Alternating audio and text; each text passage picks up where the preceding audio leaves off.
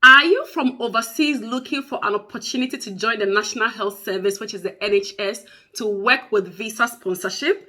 Are you already in the UK on any category of visa and you want to switch with the NHS on visa sponsorship? Are you a student on a Tier 4 visa looking forward to switch to a work visa, also called the Tier 2 visa or the health and care visa?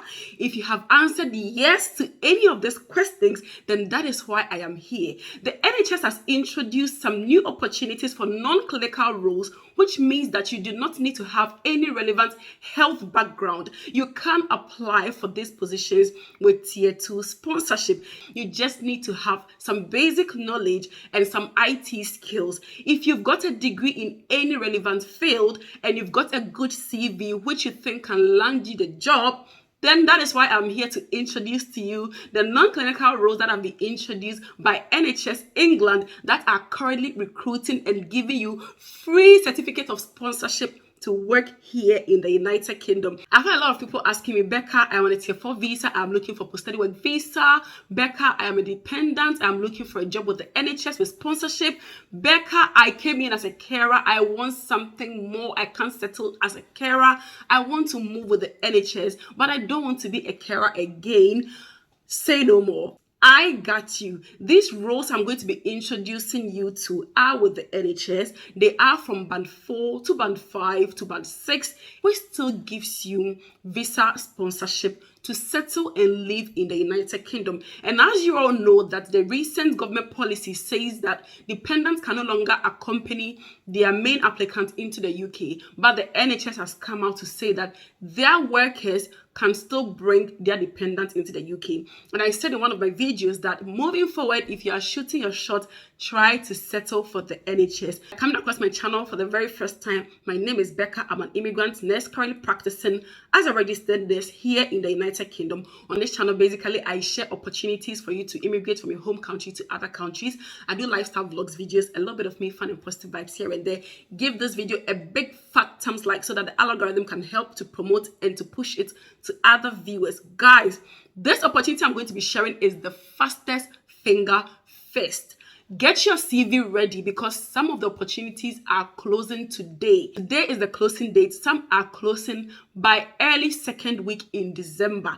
I will still share opportunities as and when I have got them. I also encourage you to listen to the job description, the duties and responsibilities of these jobs that I'm going to be sharing. Listen to the job description, the person's specification, because it is categorically stated that they're going to be considering you if you need Tier 2 sponsorship to perform this role. So listen to the job description, the person's specification, the job roles that I'm going to be reading. Make sure you've got them aligned with your CV so that you can shoot your shot. And as I said, guys, fastest finger first. Right, guys, so this is from the NHS job website where you need to create an account.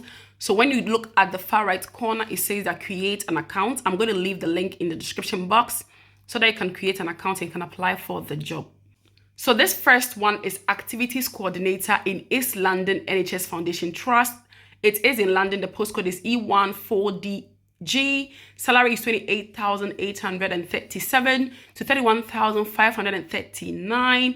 The closing date is the 8th of December. So I will do very well to post this video just as I finish so that you guys can jump onto it. It is a fixed term contract and a full-time job. If you want to look more about the role, you click on it and then you read what it entails. It says that it is based in Canary Wharf. So it's a Roman ward in a 19-bedded acute admission ward for patients from Isle of Dogs, Stepney and Wapping area of Tower Hamlets, as well as patients from EIS, the specialty service for patients with first episode of psychosis. As activity coordinator, your primary duty and responsibility is to lead and encourage patients to join in meaningful activities whilst maintaining their independence, choice, and dignity to enable them to lead as full and active life as possible. Your main duties and responsibilities is to engage in positive, helpful relationship with service users based on foundations of respect and openness that are negotiated with appropriate and transparent boundaries. To be able to meet all patients, carers, relatives, members of the MDT, i.e. anybody that comes in contact with a professional capacity in a warm and friendly manner at all times. to be able to channel high expressed emotion from patients and carers into appropriate channels. Example, direct from senior members of staff on the ward or duty nurse and make them aware of the complaint processes, to process the ability to remain calm externally whilst being able to emotionally self-regulate internally, to be able to set therapeutic limits on a non-punitive, appropriately assertive way to patients, carers, or relatives, to be able to communicate the care planning needs and risk assessment needs to patients and be able to provide all emotionally safe place for patients to return to throughout their recovery. Communicate complex and sensitive information orally and in written to and from service users, their carers, other members of the multidisciplinary team, and other agencies, i.e., the voluntary sector, social services, and the GPs. Actively contribute during handovers to meet the care needs of patients and the planning of next shift. And the last but certainly not the least is actively contribute to staff meetings in an objective manner. So this about us is what the trust is about, and the job description is what I have just read. The person specification says that education and training essential, NVQ level 3 or equivalent. Okay, so if you're in the UK, NVQ level 3.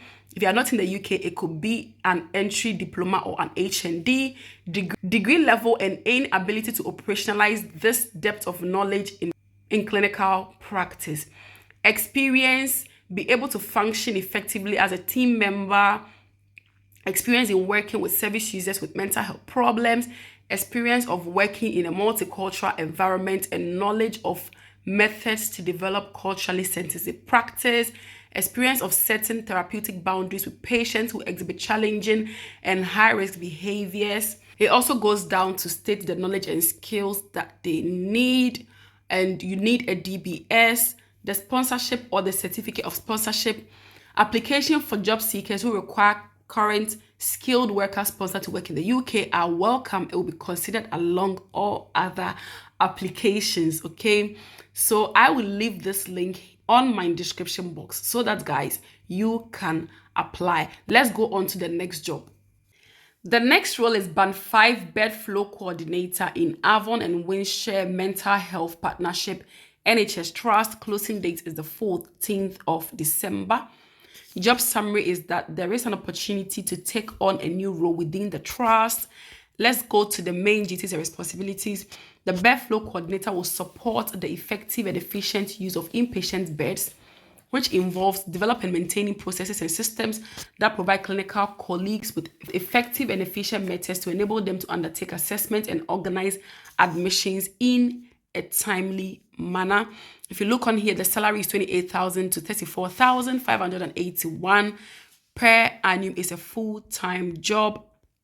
The duties and responsibilities goes on and on and on. You should be able to liaise or to work together with the MDT to make sure that transferring patients across within the trust is guaranteed in a timely, efficient, and professional manner.